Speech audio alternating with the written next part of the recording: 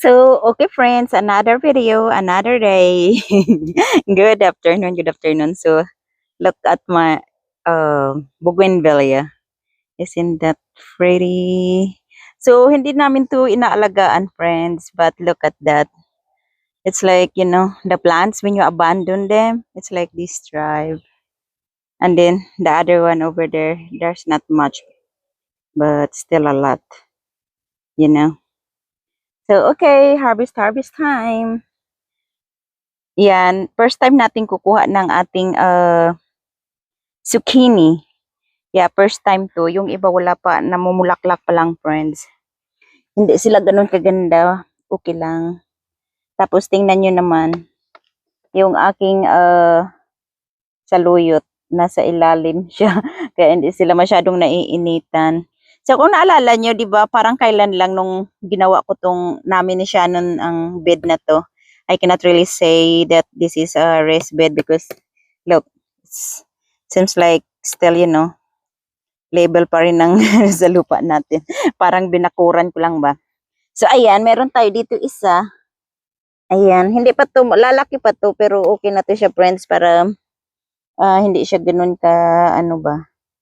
Ayan, zucchini natin, first harvest. Ayan. Meron akong pruning share doon na dala, pero sabi ko kay Shannon, gusto ko tong gunting. Kasi mas gamay ko siya. Tapos may isa pa dito, friends. Ito naman dito, medyo malaki. Nakikita nyo, wala talaga wala ako diyang mga nilalagay-lagay. Yung mga abo, yan, inispreadan ko siya nung abo, nung, di ba, nagsisiga kami. Kasi sabi nila, kasi meron siyang langgam or yung ant. Ayun, no. Kukunin natin yun, malaki na siya. Ayan. So, kukunin ko lang siya. Ayan, kung nakita nyo, meron din siyang, hindi ka, hindi ko naman yata kailangan ng, ayan, ito. O, diba? Malaki-laki ito siya kaysa sa isa. O, diba? Mahaba-haba. Ayan, tingnan nyo. Friends, yung ito, alugbati yan. Hindi na nakalaki dahil nasa ilalim siya ng zucchini. Pati yung mga okra natin, nandoon na sa ilalim ng zucchini. Ayan. Okay, next nating i-harvest ay ang ating tomato. Kasi mga hinog na rin ang ating kamatis, friends. And then, I'm gonna get some banana peppers too. Ayan yung nakikita nyo. Ang ating mga tomato na malalaki. Yan. So, mga hinog na sila. Pati yung maliliit kukunin natin. Naririnig nyo, friends, yung ibon. Ayan siya, friends. Ang ating tomato. Naririnig nyo yung ibon, friends. Ang dami naming ibon dito, friends. Dami nating ibon. May kasalo tayo sa mga plant natin. Yan . Pero okay lang yun. Basta wag lang nila ubusin. Yan. See?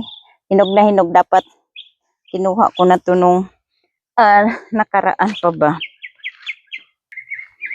Nag-ano-ano na siya. Nagkanta-kanta na yung ibon. Tapos, dito naman tayo sa maliliit. Kukunin ko lang yung mga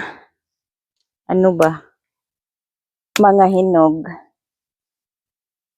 Si Cleno nandito. She said she wanna see hi. Hi guys. It's there. The camera's there. I don't think they can see you. I don't think they can see you there. It's pointing down. Iyan.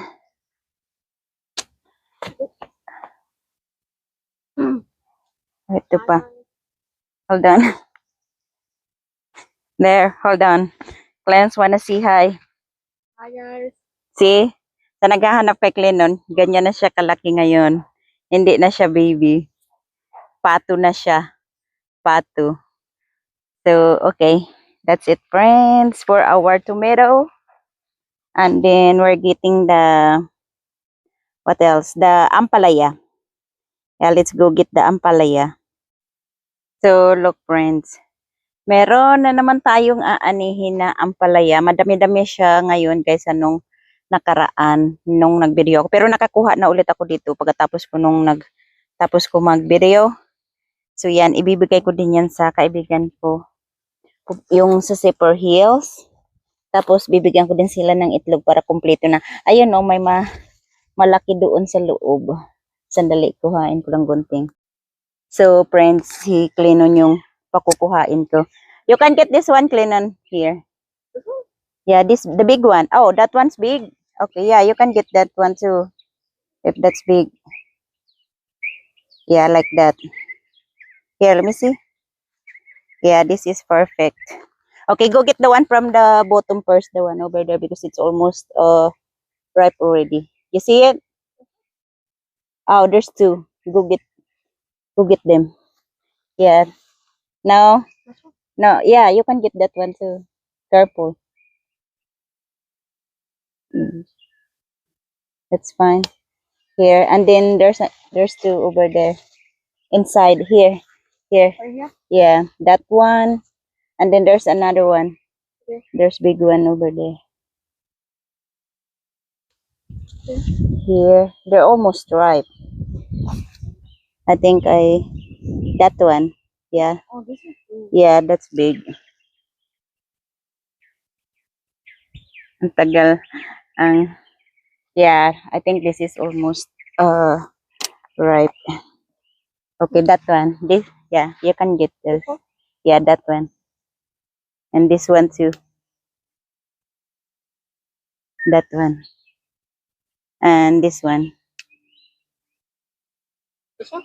Yeah, just leave the other two because they're still small. Okay. And then there's another one here. Where? That one here. Oh. That one. Not the small one, just the big one.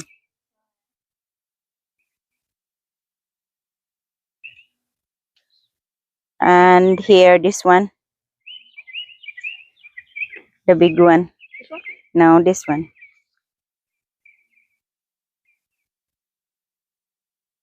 Don't. Okay, that's good.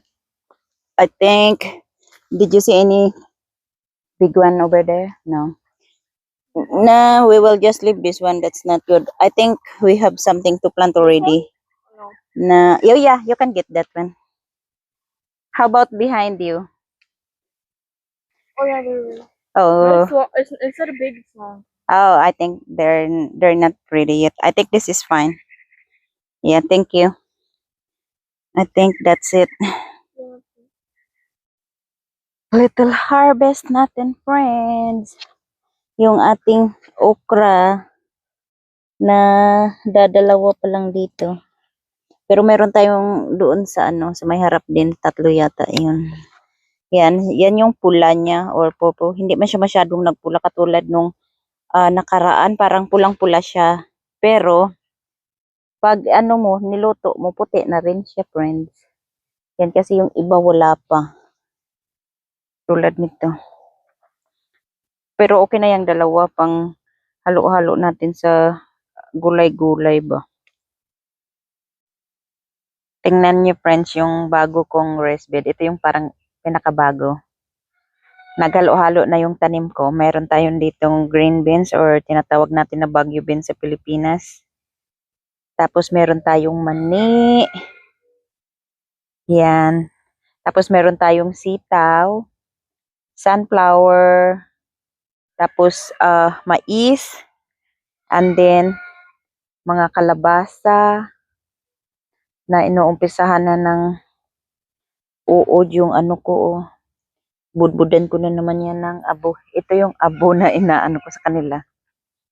Pero hindi siya ganun ka-effective, friends.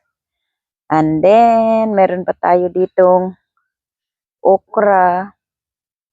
Yan. Tapos cantaloupe ulit. Nagtanim ulit ako kasi bumili kami ng yung mga buto nilagay ko dyan, cantaloupe. Tapos yung meron din tayong kamatis.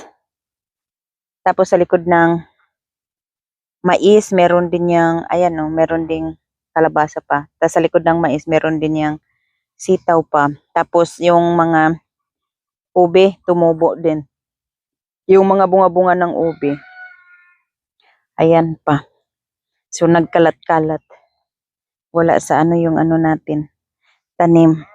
Hindi uniform ba? Ayan o, pantalok.